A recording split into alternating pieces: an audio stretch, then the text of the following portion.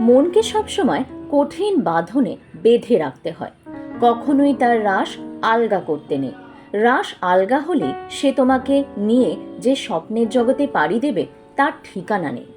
যখন ফিরে আসবে দেখবে তোমার অনেক মূল্যবান সময় সে তোমার জীবন থেকে কেড়ে নিয়েছে, তোমাকে কোনো অলীক স্বপ্নের মধ্যে রেখে। মনের একটি দোষ হলো নানান কল্পনার জগতে ভেসে যাওয়া, নানান রঙিন কল্পনার স্বপ্ন দেখানো, যার সাথে বাস্তবের কোনো যোগ থাকে না।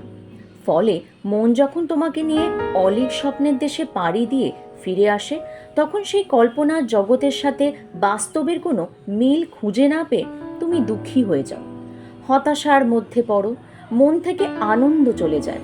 তাই মনকে কখনো লাগাম ছাড়া কল্পনার মধ্যে যেতে দিও না। দেখবে তোমার জীবনে দুঃখের ভাগ অনেক কমে আসবে, জীবনে শান্তি আসবে।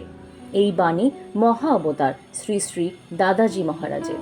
জয় সদ্গুরু, জয় মহা অবতার শ্রী শ্রী দাদাজি মহারাজ।